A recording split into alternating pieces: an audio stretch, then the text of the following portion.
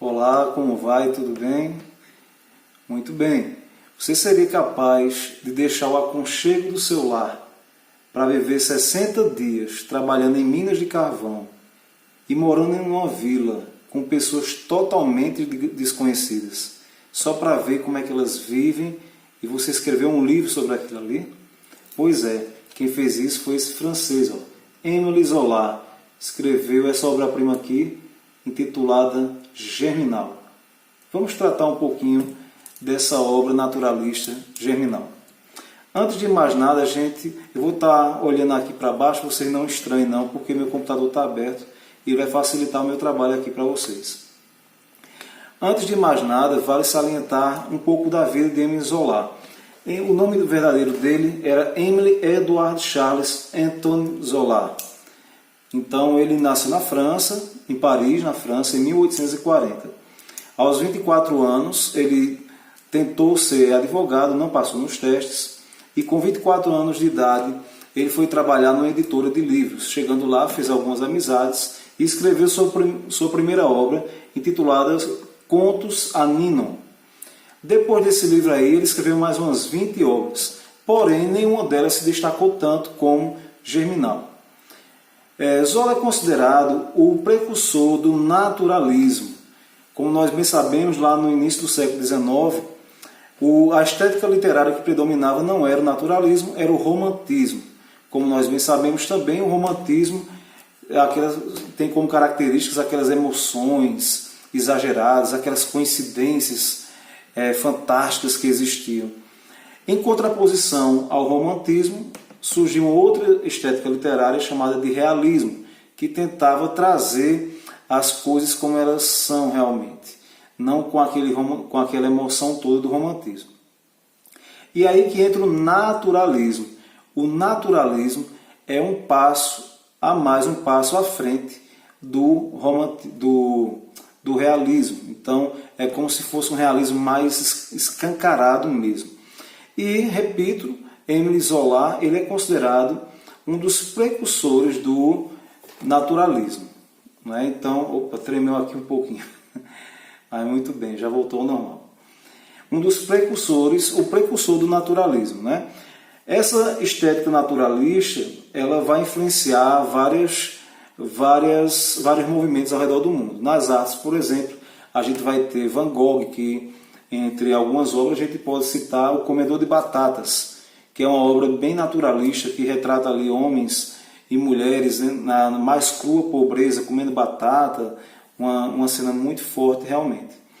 Em Portugal, também essa estética naturalista chegou na literatura. A gente vai ter essa de Queiroz, que é uma autora bastante conhecida aqui no Brasil. Essa de Queiroz escreveu Crime, Padre Amaro e Primo Basílio, que são duas obras naturalistas. Aqui no Brasil nós vamos ter Júlio Ribeiro, que escreveu A Carne, vamos ter Inglês de Souza, que escreveu O Missionário, vamos ter Adolfo Caminha, que escreveu A Normalista.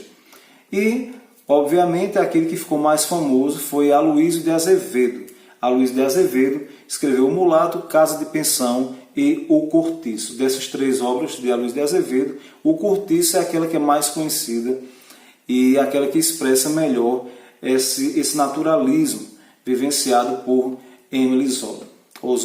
Muito bem. Quando Émile Zola escreveu esse livro foi no ano de 1885, portanto, perto do final do século XIX. Mas a obra não se passa em 1885. A obra se passa no ano de 1867, 1868. Nesse período, quem governava a França era Napoleão III. Não confundamos Napoleão III com Napoleão Bonaparte. Napoleão III era sobrinho de Napoleão Bonaparte. Era um período em que a França estava passando por alguns problemas sociais, a vida não tinha melhorado muito para a classe trabalhadora. Lembre-se que estamos falando aqui de um período pós-Revolução Francesa, aquela Revolução Francesa que aconteceu lá em 1789. Então, as coisas não melhoraram tanto assim, e justamente esse contexto histórico da obra de Émile Zola, ela vai se passar nesse período. esse período de insatisfação, esse período de falta de esperança, né, esse período conflituoso das classes mais baixas com as elites da época. E não à toa, Émile Zola escolheu as minas de carvão da França. Muito bem. Tratando um pouquinho agora da obra dele, né? O personagem principal aqui nós vamos ter o Etienne Lantier. Etienne Lantier, ele é maquinista e ele havia sido expulso da mina de carvão onde ele trabalhava porque ele acabou bebendo, se embriagando e ele teve uma briga lá com o chefe, deu um soco no chefe e foi demitido do trabalho, né? Em seguida, ele passa a procurar emprego e chega até a mina de carvão Monsieur, lá na França também, pedindo emprego, né? Na verdade, não era, quase que não sai. O nome da mina de carvão era Voré, né? Que se diz, que traduzindo para o português é voraz. Mas essa mina Voré, ela ficava na cidade de Monsieur, lá na França. Então, Etienne Lantier é o personagem principal daqui da obra Germinal. Ele vai chegar lá pedindo emprego e logo no primeiro momento ele vai ter contato com um dos membros da família Marais. Nessa família Marais nós vamos encontrar aqui logo de cara o avô, né, o patriarca, né, mais velho, o homem mais velho aqui dessa família, que ele escapou da morte dentro das minas, que elas eram muito profundas, e ele escapou da morte umas 3 vezes. Por ele ter escapado da morte 3 vezes, os colegas de trabalho dele deram o nome dele de Boa Morte. Então, o avô da família Marais era o Boa Morte. E tinha o filho do Boa Morte, era o senhor Marais e a senhora Marais. Aqui no livro, eles não colocam, o Zola não vai colocar qual o nome do pai e nem da mãe. Apenas Marais e Marais. Senhor e senhora Marais, a gente poderia falar. E nós vamos ter aqui 1, 2, 3, 4, 5, 6, 7 filhos nessa casa. Vamos ter Zachary, né, que é homem, de apenas 2 anos, Jeanlin, de 11 anos, Alzire, que era uma menina de 9 anos, ela era corcunda, tinha essa deficiência, Leonor, de 6 anos, Henry, de 4 anos, um menino de 4 anos, Estelle, de 3 meses, que era mais jovem, e vamos ter aqui aquela que vai chamar a atenção do Etienne, que é Catherine. Catherine, ela tinha 15 anos, era uma mulher ruiva, franzina, e logo de cara, quando o Etienne ele vai se aproximando da família, ele vai se apaixonar por Catherine. O Etienne ele vai ter essa dificuldade, né, de encontrar um local para ficar ali, mas logo essa dificuldade ela vai ser sanada pela família Marais, porque o senhor Marais vai acolher o Etienne na casa dele e vai passar a dar comida, né, e hospedagem, e é lá que Etienne vai conhecer Catherine e se apaixonar. Mas ele não vai ter vida fácil aí, porque uma terceira pessoa vai entrar nessa história, que é o Chaval. Chaval, é um cara rude, que trabalha nas minas, e ele também é apaixonado por Catherine. Aqui a gente vai ver a formação desse triângulo amoroso. Etienne, Catherine e Chaval. Etienne, um rapaz, apesar de ser trabalhador das minas, ele era culto, ele conhecia bem das ideologias e das greves e dos pensamentos socialistas da época. A gente vai ter Catherine, uma menina franzina, fraca, né? E ali daquele jeitinho dela, apesar de frágil, na sua fragilidade física, vai ser muito meiga.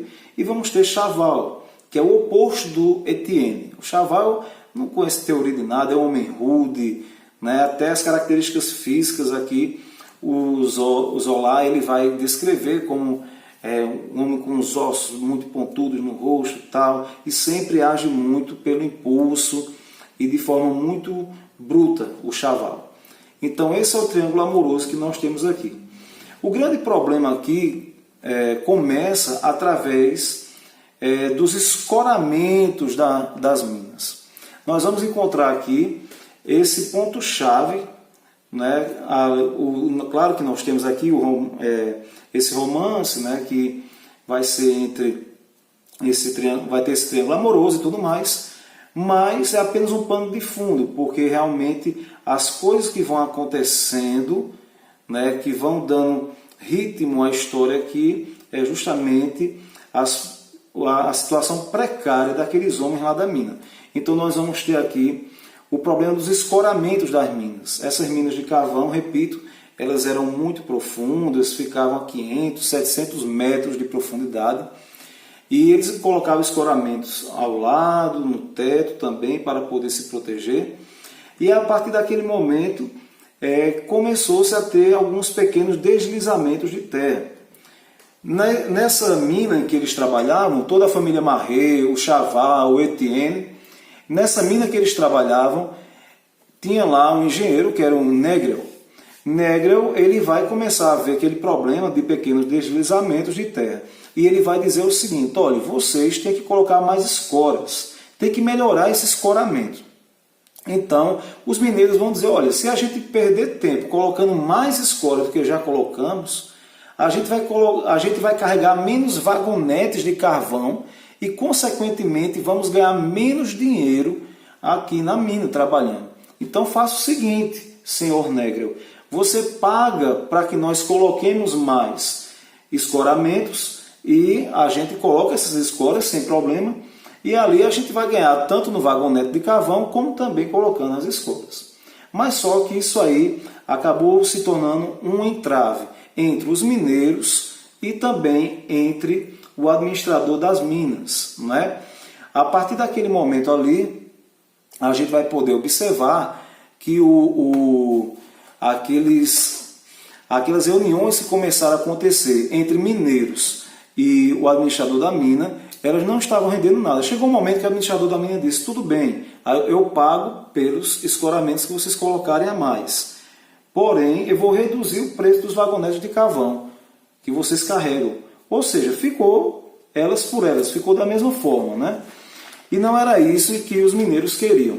Então, o que é que acontece? O Etienne ficava sempre ali por detrás, incentivando os mineiros a poder fazer a greve. Como o Etienne ele tinha chegado há pouco tempo naquela cidade, naquela mina ali, ele tentava incentivar a família Marré, através do pai de família, o Marré, para que ele fizesse toda aquela revolução, aquela greve. E o que era muito difícil, porque o senhor Marré, uma das características dele era nunca contestar, era de aceitar as coisas como eram mesmo, de dar graças a Deus por ter aquele trabalho. Então o Etienne ficava em cima, caía em cima, não, vamos lá, faz a greve, e realmente ele conseguiu incendiar toda aquela vila que tinha ali. Muito bem. Antes de começar a greve, o que é que eles fizeram? O Etienne propôs que fizessem uma caixinha, né, que guardassem dinheiro ali para poder, durante o período de greve, em que eles não iriam receber o seu salário, eles pudessem pegar aquele dinheiro e poder sobreviver comprando comida, água, pão e etc. Muito bem. No meio de todo esse processo aí da greve e tudo mais, a gente vai poder observar que algumas teorias vão sendo colocadas por Etienne ali. E eu vou falar agora, abrir esse espaço, esse parêntese, para falar dessas teorias. Porque são teorias importantes, que elas influenciaram todo um pensamento lá do século XIX. Tá? E são teorias principalmente baseadas no pensamento socialista. E vale a ressalva aqui, porque até o próprio autor, o Zola, ele diz em entrevistas posteriores que ele não é socialista e nada disso. Ele apenas está ali expressando um momento, o sentimento daquele contexto histórico que era o século XIX, que realmente tinha muita satisfação dos mineiros e dos trabalhadores das fábricas em relação à exploração que era feita por eles, contra eles. Essa exploração que era feita pelos donos das mineradoras, pelos donos das fábricas, etc. Muito bem, aqui, voltando aqui, as teorias. A primeira delas que eu vou tratar não é bem uma teoria, mas sim um acontecimento importante para a França e para o mundo naquele período. Nós vamos ter aqui a Revolução Francesa, que o Etienne, que é o personagem principal, ele vai aqui narrando, a Revolução Francesa, a gente achava que vinha alguma esperança e não veio nenhuma.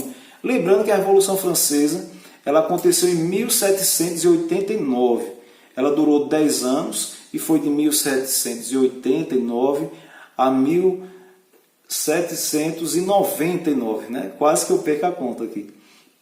Então, quase não, 10 anos de Revolução Francesa, e eu acredito que vocês que estão me escutando já sabem, já devem ter ouvido um pouquinho falar sobre a Revolução Francesa, né? Era um período em que a França tinha 3 estamentos, né? 3 classes sociais muito bem separadas ali. A gente tem o primeiro estado, o segundo estado, o terceiro estado. Os 2 primeiros estados eram o clero e a nobreza, e o terceiro estado era a burguesia, juntamente com os camponeses, trabalhadores urbanos e por ali vai, né? E a Revolução Francesa aconteceu justamente quando esse terceiro estado, que não tinha voz nem vez ali na França, politicamente falando, eles fazem uma revolução liderada pelos burgueses. Essa revolução é feita a partir de 1789 e ela tem um marco inicial com a tomada da Bastilha no dia 14 de julho de 1789. Então acreditava-se que a partir daquele momento ali iria acontecer uma mudança muito radical, muito grande ali para a França, o que não se concretizou em melhoria significativa para toda a população, não é? É tão importante a Revolução Francesa que a gente destacar aqui, porque a tomada da Bastilha ela significa o fim, né, para os historiadores, significa o fim da Idade Moderna e o começo da Idade Contemporânea. Então, um marco histórico bastante importante e foi lembrado aqui pelo autor do livro através do personagem principal, Etienne Lantier. Muito bem. Agora vamos àquelas teorias que são citadas, que eu falei aqui para vocês. A gente vai ter aqui um teórico chamado David Ricardo. David Ricardo, né, vai ser citado, vai ser lembrado pelo autor do livro através da sua Lei de Ferro dos Salários. O que é que dizia o David Ricardo lá no século XIX sobre a questão salarial dos trabalhadores? Ele dizia o seguinte: são inúteis todas as tentativas de aumentar o ganho real dos trabalhadores, porque os salários serão sempre ao nível de subsistência. Subsistência é um nível apenas de sobrevivência, né? E aí o Etienne Lantier ele vai até colocar, vai ser muito perspicaz, o autor do livro, através do seu personagem, que ele vai colocar o seguinte: se o salário sobe muito, a oferta de mão de obra faz o salário baixar. Ou seja, é o equilíbrio das barrigas vazias. É o equilíbrio das barrigas vazias. Olha só, tá vendo? Então isso aqui é o teórico David Ricardo sendo traduzido através do Etienne Lantier, que é o personagem principal do livro. Também ele vai citar Proudhon, ou Proudhon, como queiram falar. Não é? Meu francês não é lá essas coisas. Então, Proudhon ele foi o primeiro ideólogo do anarquismo. Marx chamava ele, né, de socialista utópico, né, porque aquelas teorias, segundo Karl Marx, não tinha nenhum embasamento científico, então ele era apenas um sonhador. E Proudhon, o pensamento dele, de Proudhon, dizia o seguinte: toda propriedade ela é um roubo, era o que dizia Proudhon. Então, no livro, o personagem Etienne Lantier, ele vai lembrar desse pensador e vai dizer o seguinte: e se nós fizéssemos um sonho de crédito mútuo entre os trabalhadores, sem juros nem intermediários? Olha só. Né? Então, aqui ele vai lembrar Proudhon, a teoria de Proudhon. Vai ser lembrado também outro pensador importante, que é o Lassalle. Lassalle é polonês e ele foi o precursor da social-democracia alemã. É muito S para falar, né? Social-democracia alemã. Lassalle dizia que quando fosse ser feita, por um dos pensamentos de Lassalle, né? Quando fosse ser feita a Constituição, aquela Constituição tinha que ser feita lembrando os aspectos políticos do país. Para quem não lembra ou que não sabe o que é Constituição, eu recordo que a Constituição é a lei maior de um país, tá certo? Então a Constituição está aqui no ordenamento jurídico e todas as outras leis, lei penal, lei tributária, lei civil, todas elas devem estar de acordo com a Constituição que está lá em cima, que é a lei maior, a carta maior, é a carta magna do país. Muito bem. Então Lassalle dizia isso: olha, é necessário, quando for fazer a Constituição de um país, que ela observe os aspectos políticos daquele país. Porque se a Constituição não observar os aspectos políticos, aquela Constituição ela vai ser apenas um pedaço de papel sem valor nenhum. Mas La Salle não dizia apenas isso. La Salle dizia também, olha, algumas teorias que são até de La Salle que são colocadas aqui no livro. A teoria das sociedades cooperativas, financiadas pelo Estado, transformariam a Terra em uma única cidade industrial. Então é um pouquinho parecido com Proudhon, essa teoria de La Salle, em que ele dizia que era necessário fazer sociedades cooperativas para poder, e que fossem financiadas aqui nesse caso pelo Estado, para poder os trabalhadores sobreviverem. Muito bem. Outro pensamento que vem à tona aqui no livro, outra teoria, é sobre o anarquismo. O anarquismo, ele não acredita em nenhuma forma de dominação contra o homem. Ele não acredita, inclusive, que não deve haver nem Estado, nem governo, porque o governo é a forma de dominação sobre o homem. Os anarquistas pensam dessa forma. Então o anarquismo ele prega a autogestão, a coletividade, e também é citado aqui. Outra teoria importante, além da teoria de Proudhon, da Revolução Francesa, da teoria de La Salle, da teoria de David Ricardo, também foi citado o evolucionismo aqui. O evolucionismo ele vem através de Charles Darwin, como nós bem conhecemos. Charles Darwin que desenvolveu a teoria da evolução das espécies. Então, o Etienne Lantier, né, o personagem do livro, ele vai colocar isso aqui muito bem também. E até ele coloca, né, fazendo, poxa, será que é como a teoria de Darwin, né, que nós mais fracos nunca vamos superar os mais fortes, que o mundo é dos mais fortes, e não adianta contestar isso, porque como nós bem sabemos, a teoria de Darwin ela diz isso, né? A teoria da evolução das espécies. Só sobrevive aquele que se adapta melhor ao meio ambiente e aquelas espécies mais fortes, porque aquelas espécies mais fracas elas vão ficando no meio do caminho. Não é verdade? Muito bem. Também é citada aqui a Internacional Comunista. A Internacional Comunista ela foi criada por Karl Marx, né, lá no ano de 1860, por aí. E a Internacional era uma organização de todos os trabalhadores, né, de vários países do mundo ali. Né? Tanto é que um dos lemas de Karl Marx, da Internacional, era trabalhadores do mundo todo, univos. Então a Internacional Comunista ela é citada aqui também. Inclusive tem um momento do livro em que mas alguns vários, né? No livro cita aqui quase 10 mil trabalhadores das minas, eles vão se filiar, vão ficar juntos à Internacional Comunista para poder se organizar e fazer aquela greve ali. De todos esses pensamentos que eu falei aqui, não é? Aquele que mais vai se sobressair na cabeça do personagem principal, do Etienne Lantier, vai ser o pensamento de Karl Marx. Né? Como nós bem conhecemos o Karl Marx, ele foi quem criou o chamado socialismo científico. Né? Então, Karl Marx, não vou nem explicar quem é, dispensa apresentações, todo mundo já ouviu falar de Karl Marx. Então, o capital era resultado da exploração, o trabalho tem o dever e o direito de reconquistar essa riqueza roubada dessa classe que explora os trabalhadores. Então esse pensamento de Karl Marx ele é colocado aqui também na obra Germinal.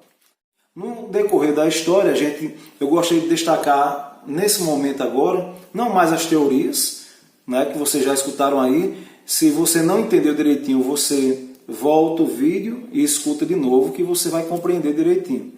E após essa compreensão, você pode complementar o seu estudo através de pesquisa na internet ou em livros, tá bom? Muito bem.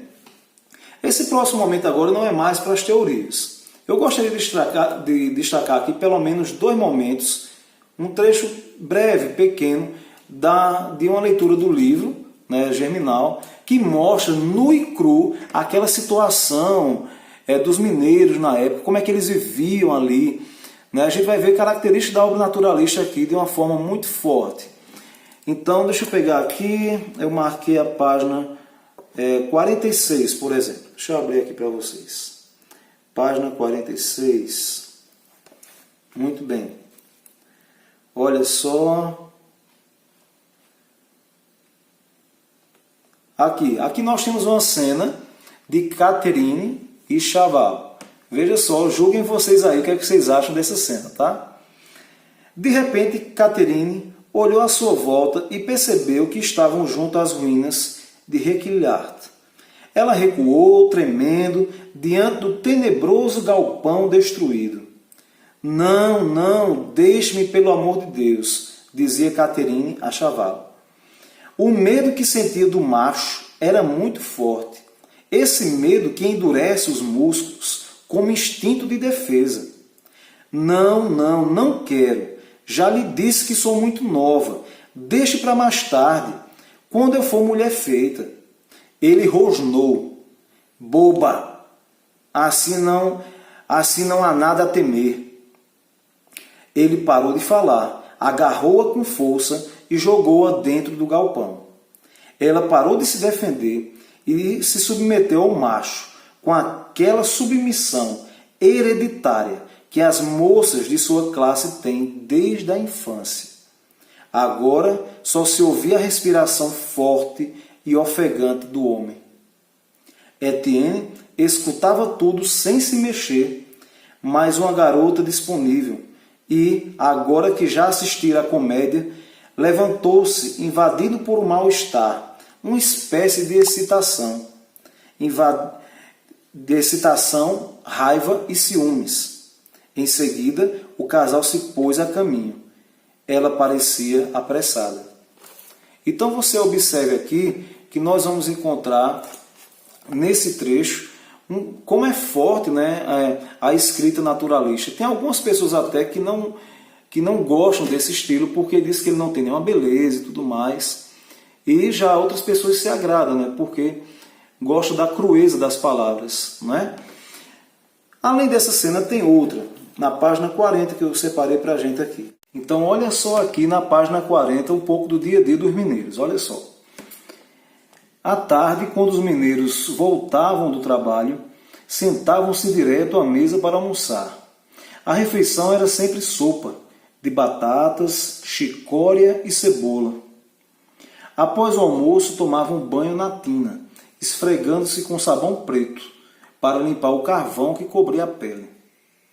Na casa dos Marais, a mãe tinha preparado sopa e café e pusera na mesa pão, manteiga e queijo. Depois que os filhos comeram, trouxe chouriço. Quando havia carne, era reservada para o pai. A primeira a tomar banho era Catherine, depois os meninos e, por último, o pai. A mãe trazia de fora os baldes de água para encher a tina.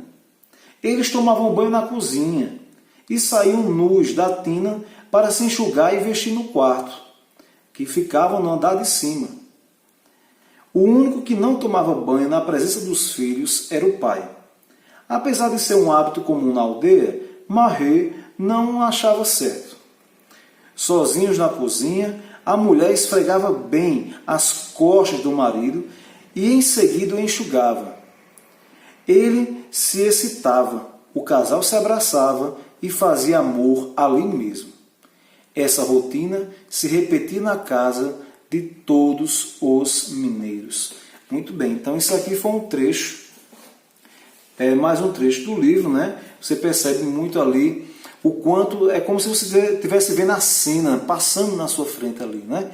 Tamanha é a crueza de detalhes que o Zola, ele vai narrar para a gente aqui. Muito bem, mas o que é que vai acontecer? A greve ela vai correr solta, ela vai durar e quando chega mais ou menos nos seus 30 dias de greve, eles vão ter muitos problemas, porque aquela caixinha que eles tinham feito para comprar comida durante o período de greve, ela não vai mais dar conta da fome de tantos mineiros que existiam ali.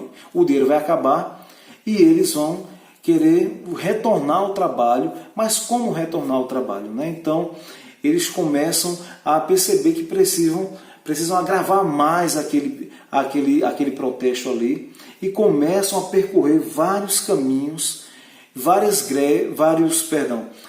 minas, fazendo greves ali nas minas que ficavam próximas umas das outras.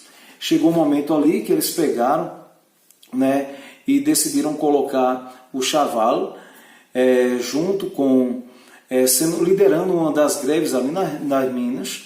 E nessa liderança de Chaval, ele acaba sendo cooptado pelo chefe da mineradora em que ele estava para ser um dos mestres daquela mineradora ali. Ele vai aceitar, e enquanto os mineradores estão correndo de mina em mina, gritando pão, pão, pão, pão, queremos pão, eles, quando vão chegar naquela mineradora que o Chaval está ali, ele não estava mais fazendo a greve, nem protesto, nem nada, ele estava, pelo contrário, mandando as pessoas da mineradora trabalhar. Então, eles começam a rodear o Chaval ali, começam a querer fazer um linchamento do Chaval, até que, a essa altura do campeonato, vale salientar, né, que o Chaval ele tinha casado, né, ele tinha casado com a Caterine tinha fugido de casa e tinha ficado noivo do Chaval, e enquanto o Chaval estava sendo ali linchado, perto de ser linchado, a Caterine rogou pelo marido, não, não, por favor, não faça isso, pelo amor de Deus, até que pegaram e não acabaram com a vida do Chaval ali. Mas o protesto dos mineiros continuou. Eles foram pelas minas, pão, pão, pão, juntando todos os mineradores. Os equipamentos de trabalho eles iam quebrando por onde passavam para poder dizer assim, se a gente não trabalha, vocês também não trabalham, entre na greve com a gente. Então começa todo aquele protesto de minerador e minerador. Até que eles vão à casa de um dos donos da mineradora. Chegando lá, eles vão encontrar policiais fortemente armados, apontando as armas para eles, para os grevistas, os mineradores. A inocência dos grevistas era tão grande, para você ter uma ideia, a senhora Marré, ela tinha levado na greve a sua criança de 3 meses ali junto a ela. Ela nunca imaginava que pudesse acontecer algo de muito violento ali na greve com eles. Mas só que quando chegaram em frente à casa, o dono da mineradora, com os policiais apontando ali, chegou um momento de tensão que os policiais deu o primeiro tiro e atingiu o senhor Marré. É um dos pontos altos do livro, é quando esse tiro ele afeta, ele atinge o senhor Marré acaba falecendo e todo mundo fica boquiaberto, né? Como que diz assim, o que é que está acontecendo, né? Em que situação nós chegamos, né? Então, a partir daquele momento ali, eles começam a recuar do seu movimento de greve. E olhe que antes desse momento da morte do senhor Marré já tinha tido algumas cenas meio macabras ali. Para você ter uma ideia, tinha um dono de uma venda, de uma padaria, chamada Maigrate, o nome do homem era Maigrate, e as mulheres, quando elas iam lá comprar pão, elas pediam fiado, olha, deixa eu comprar, depois eu pago, eu estou sem dinheiro, coisa do tipo. E ele sempre dizia, transa comigo, faça sexo comigo, vamos transar que eu lhe dou pão. Então era sempre nesse estilo. Durante esse trajeto, né, em que os mineiros foram de minerador em minerador, eles passaram pela padaria do Maigrate. E as mulheres disseram, olha o padeiro ali, vamos atrás dele. Ele tremeu na base e para poder fugir da multidão ele correu para cima do telhado, né? Ele vai olhando a multidão de cima do telhado, esquece de olhar para trás e de repente cai e racha a cabeça no chão, morre ali mesmo.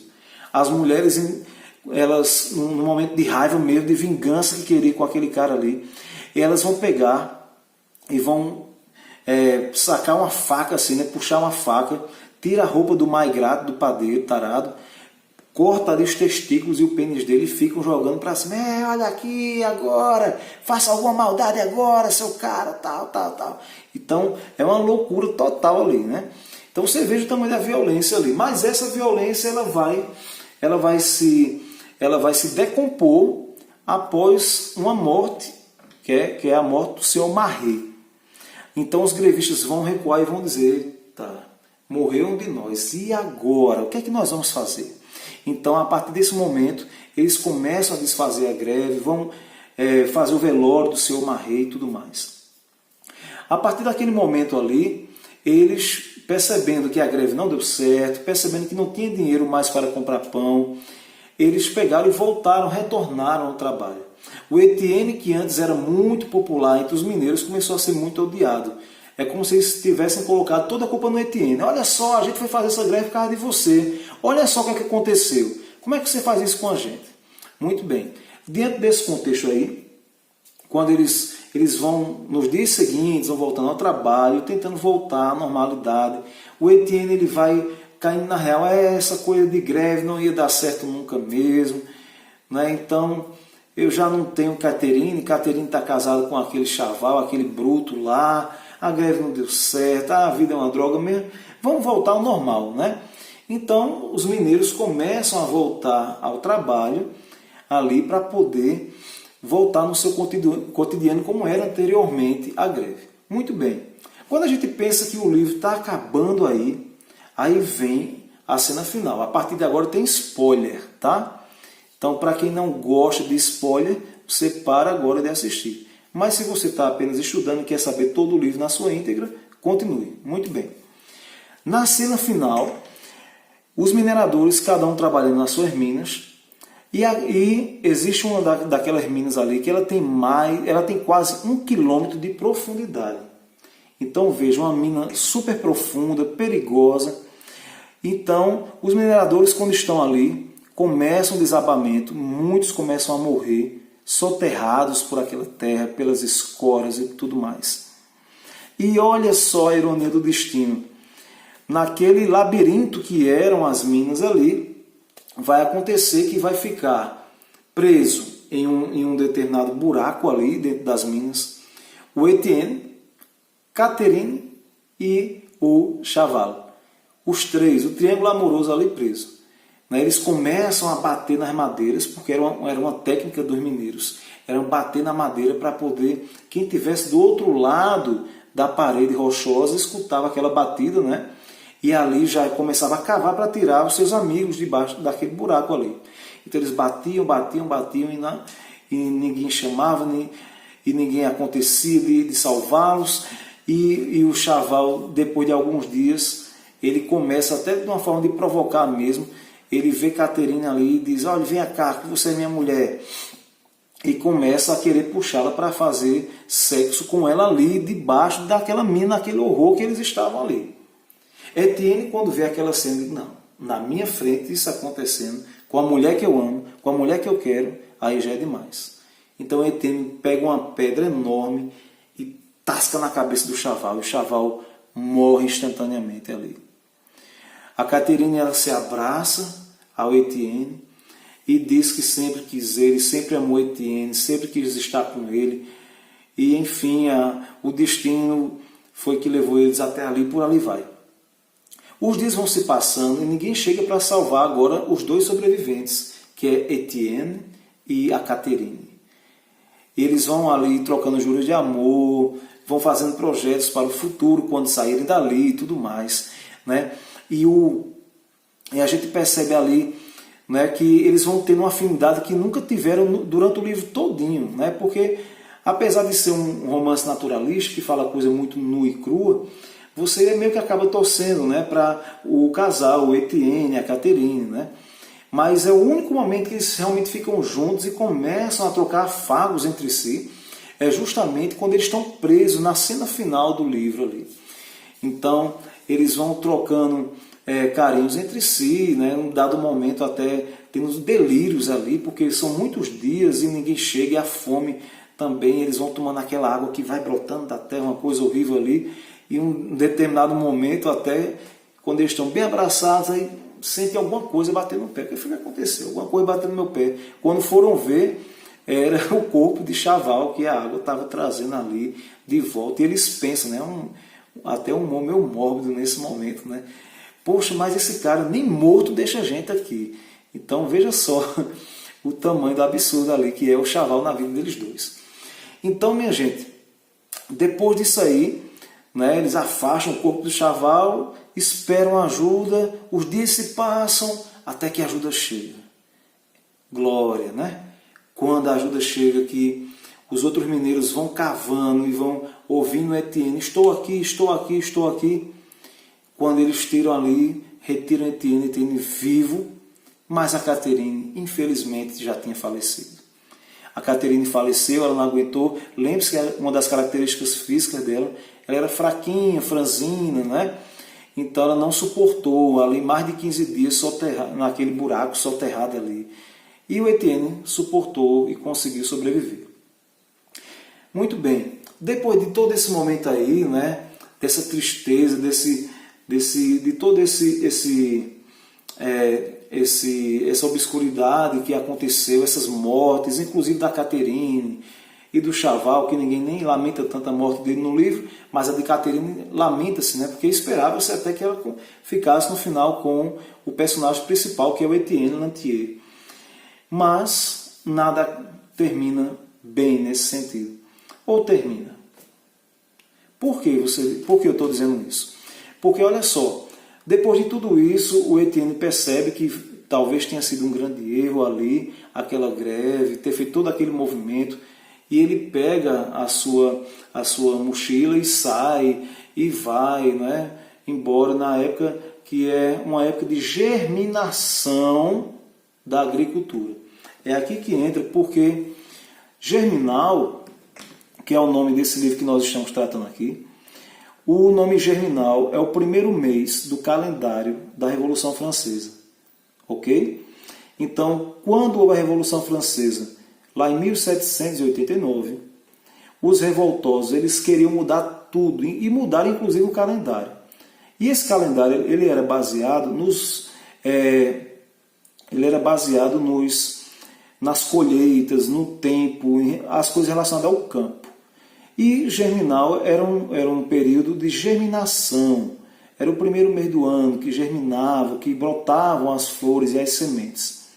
Por isso o nome do livro é Germinal. Por quê? Apesar de nós acharmos que nada deu certo nessas greves que o Etienne ele liderou, a gente vai observar que ele deixou uma semente plantada ali que pode germinar futuramente para revoluções futuras. Tanto é que futuramente para futuras ficou ótimo, né? Tanto é que, se pegar aqui a última fala do livro, olha só, ele vai dizer assim, o autor: os homens brotavam, era um exército coberto de carvão, vingador, que germinava lentamente da terra, para crescer nas colheitas do século seguinte. A germinação daquele exército logo faria explodir a terra. Olha só, então assim termina o livro Germinal de Émile Zola. Quando o autor do livro morreu, anos depois, ele foi ser enterrado, salvo engano, lá na Inglaterra, e muitos mineradores foram lá fazer homenagem a ele, e ficavam gritando o nome do livro, Germinal, Germinal, Germinal. Uma homenagem ao autor desse livro aqui, que se tornou a primeira grande obra naturalista do mundo. Pelo menos é considerada pela maioria dos estudiosos a primeira obra naturalista do mundo. Ok? Muito bem. Então, essa foi a nossa resenha crítica. Espero que vocês tenham gostado. Grande beijo.